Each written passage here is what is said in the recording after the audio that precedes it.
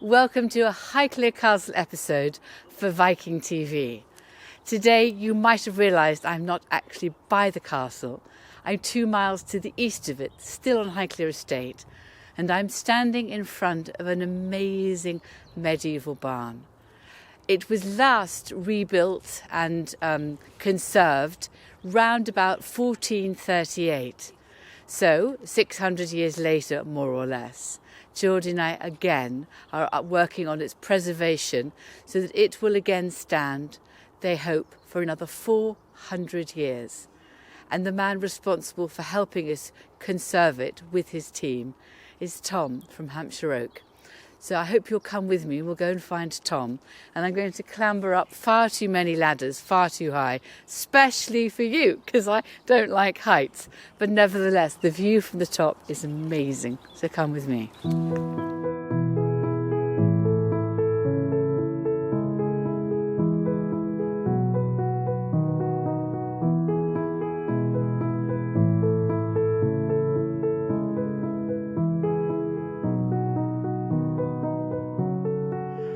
Welcome to the medieval barn here at Highclere, and I suspect many of you think that Highclere Castle is a beautiful Victorian building, but actually its ancestry is far, far longer than that.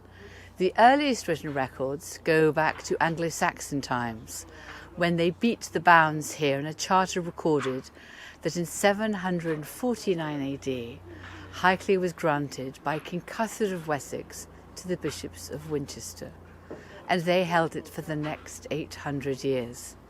So the house, the home, changed form, was recycled from Anglo-Saxon to medieval palace, Tudor house, Georgian house, and the spectacular house which you know and love today and probably think is Downton Abbey. The estate, however, is of an old antiquity as well. And where I'm sitting now is our wonderful medieval barn. It's one of the oldest barns in southern England, and it's probably dated to round about 1438. So to give you a timeline, there was a king called Edward III who was on the throne for much of the previous century. And at that time, William of Wykeham was Bishop of Winchester, and he built an extraordinary medieval palace much admired where Highclere is today. Edward III was king during a glorious period of English history. In fact, England owned or occupied or ruled probably half of what is France today. He had about 3 or 4 sons, possibly more. I'm sorry, my history is slightly incomplete. The eldest of whom, the Black Prince, actually came to Highclere, but sadly died before his father. His second son became the next king, Richard II, and remarkably unpopular. And his third son, John of Gaunt, became one of the richest men in England through a very good marriage. His son then became Henry IV of England, and it was his younger brother who became Bishop of Winchester, and I think he was responsible at that time for the desire to rebuild and create a larger barn than was here before. I think the origins here actually go back to Roman times.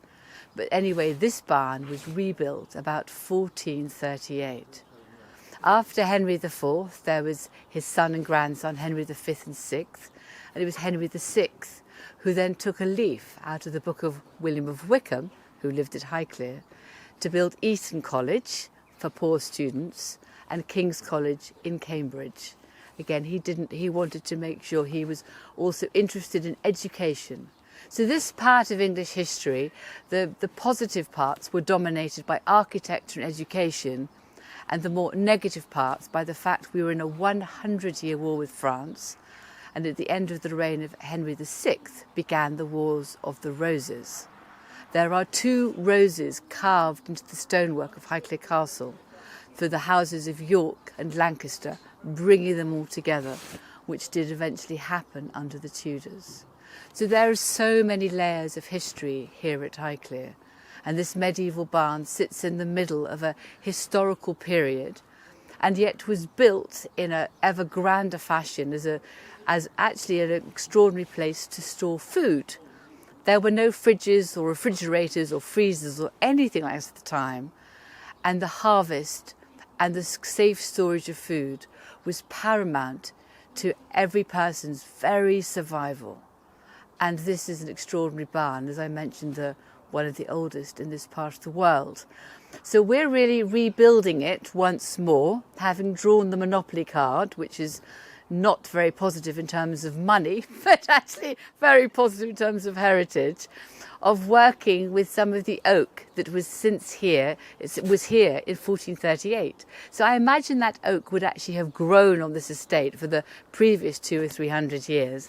And then we are reusing, in fact, it's not me, it's Tom and his team, Hampshire oak, what was here, and splicing in the new oak and using all the traditional craftsmanship of that period, because all I can see is oak and oak joins, which is amazing, Tom. So this is Tom. If you would like to introduce yourself, Tom. Hi, I'm Tom from Hampshire Oak Carpenters. We're very privileged to be working on this barn. It's been great working on it. It's such history. It's been years now, hasn't it? You've been yes, here forever. Yeah, it's nearly been a year, this second stage, because we obviously done the first stage, I think it was 5 years ago. Because the back of the barn was more or less falling down, so we had to get to it. We worked on that to start and we with. did 3 bays to kind of save the barn, if you like. That's right. And then we've bitten the bullet, and you've just carried on yeah. working through. Yeah, so we've lifted it, straightened it, and just replaced any rotting bits, and tried to keep as much of the original as possible. So what are we sitting on here? Is this This is the tie beam. This is the tie beam. This and is then like the main structure of the truss, really. It links the 2 wall plates in, holds them together. And then you've got, is this a queen truss or the end of the barn? Either end of there are queen trusses? Yep, the queen trusses all the way through, with a cropped hip on each end. And then we've also got some, well, there might have been, we've got these secondary holes here. Yes. What's the proper name for them? Forgive me. It's the mortise for the purlings. It's a bit of a mystery, that. Because but they obviously decided not to use them, and they didn't need to use them, well, and they were dropped it down. put in because we can see still bits of peg in the peg holes. So they were definitely used. Oh, really? Yes. And we believe it was the top purlings, the original ones, right, on most of the bays, which would have gone through those mortises, and then they've added at some point a second purling and spread them out that way. And they then decided that these purlings were not needed, or that these mortises were not needed, so took them out? Or I mean, do you think at one point the roof was lower? No, I think the main shape of the roof was that. It just had one central purling all the way through, rather than the 2 rows of purling. Oh, okay.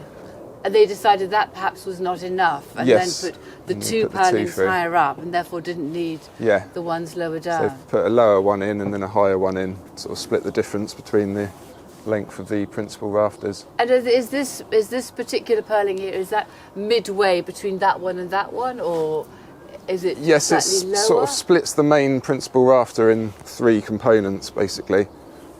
So they're sort of central to that. And there's less, the one higher up has less roof above it, I suppose. Yes. So it's less. So the oak there presumably could be slightly, the beams look slightly slimmer?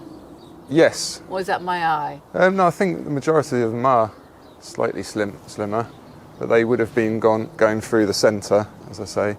But then they've decided to put the 2 in and brought in another purling and split the difference. So I can see that this particular purling here is completely a new piece of oak. Yes, in this bay it was 2 old softwood ones which are very undersized. Right. And obviously riddled with woodworm, so it's just not up to the job. So they had to go. And you've replaced that with an oak one rather than new softwood? oak ones, yes. Where do you buy the oak from today? It actually comes from France. Does it? Yes, because they've managed to manage their woodlands a lot better than we have. They didn't chop them all down for the ships. Yes. Well, a lot of oak was chopped down here in the time of Elizabeth I, I think, for the Armada, to defend us against the Spanish Armada. We've got 2 old oak trees left from the time of Elizabeth I in the middle of the field, and I wonder if there weren't at one point many more around them. Yes, I'm sure but there will be. there's 2 left, which are wonderful old veteran oaks. Yeah. And then Geordie and I have planted 2 new oaks, little saplings Oh, right. nearby, Oh, wow. which look very spindly. And we planted them in the time of the late Queen Elizabeth II, just because I just like that idea of Elizabeth I and Elizabeth II. Oh, wow. And I hope another 400 years somebody might look at them and rather admire them. Yeah, I'm sure they will. I suspect the older oaks will not by then have gone. And then how have you've pinned everything together using oak again still, haven't you? Yes. Yeah, all oak pegs going through the oak mortars and tenons, all the traditional methods. So they should all hold up. Do they? I mean, it's seasoned, so they don't expand or contract. They're going to give enough strength the oak to it? pegs are seasons, yes, they're air dried, so they don't expand and contract. But the main beams are green oak, but obviously they only expand in the it's just shrink in their thickness rather than the length. So this was once even thicker than it is. Yes, yeah, it would have been slightly thicker. You'd probably lose probably a sort of 20 mil thicker each side. Wow. And these main trusses holding the frame together, have you had to replace any of them, or have they been okay? No, we've managed to keep them all. We've inserted bits of oak in the middle of some. A lot of the ends of the tie beams had failed, so we've had to insert green oak blocks in the ends to take all the other components, because there's obviously a lot of joints right at the end of the tie beam. And the end of that barn there, it faces more of the weather. Has that needed more support and more new oak from you? Yes, we've put a few blocks in the main jowl posts on the end there. All the other jowl posts have all been sort of solid where they've been kept inside. So what is a jowl post? That's the one that goes... That's the main posts that hold up each side of the truss. Right. And go right down to the deck. Right. And in terms of the deck and the wood alongside of the bottom, that presumably needed replacing, and there were some brick foundations? Yes, yeah, some of the brick foundations have failed. I guess originally it all would have been stone, because there's still stone in certain parts. Are there? Yes, but it's been replaced by various bricks over the years. And that they all moved a bit, presumably, have they? Yes, yes, because there was quite a lot of structural failure. I think it was these two bays here, right, which pushed all the plates out, which then went down to the lower part and pushed all the sill beams out, right, and all the studs out. And then you're replacing all the wood. I've forgotten when you do the wood which just go around the side of the barn. Lower down, you have to help me out. I forgot. The sill beams that sit on the brick walls. No, and then the wood which goes around there on the outside. Oh, all the cladding. All the cladding. Yes, exactly. Yes, that would all be new Douglas fir going back on. So was it Douglas fir originally for now, or that's? We've pulled various bits off Douglas fir. What would it have been originally, do you think? Probably oak. Probably, there was the few oak boards still. Whether they're the original ones or not, I'm not sure. Well, I don't know what's original here, actually. No, it's very hard to tell. So you took all of the tiles off in order to re-batten this high section of the roof. And did you number them? Is it the same tiles? Are they new tiles? I think we saved about 2/3 of the original ones. Wow. But even within them, there's various tiles over the years. There's a few concrete ones, a few handmade clay ones, and quite a few of the original peg tiles. And we've managed to get some reclaimed peg tiles to mix in with it all. Golly. Wow. And then you just start at the bottom with the tiles and work your way up? Yeah. Start at the bottom, work up, sort of work at an angle so you can always access it. Right. Without treading on the ones you just laid. Well, I was just thinking about that. Yes. Because otherwise you just break what you've done. Very end bit's the tricky bit. I bet they are. And then you have to scaffold, I presume, when needed. And they would have originally used wooden scaffolding to put all this up anyway. I would have thought so, yes. Yeah. Funnily enough, I've had to do an emergency repair in the castle, and you can't. It's too difficult, so we've had to build a wooden scaffold. Right. Yeah. Sometimes it's the easiest way. Which is absolutely just cut it fine. into suit and screw it together. Yes, and now it's there. I'm thinking, oh my God, how useful is this? Can I use it somewhere else, which I can't get to? So it was incredibly useful. Yeah, that's great. And I've seen that there's a witch's mark. I think it's one further along, isn't it? Yes, just there. Funny enough, I thought there was another one at the back there, which you might have found. I can't remember. Yes, I think there is a fainter one. I can't quite remember where it is, but that was the main one just above, because you've got the porch opening here. Yes. So the witch's mark, which is just on the beam over there, was so that as the grain came in here, there's an entrance and exit either side, whichever your entrance and exit Yes. wants to be, and the oxen or the horses would have pulled the grain in to be unloaded in the middle here. But you didn't want any bad luck. This was, I can't emphasize enough, essential to winter survival.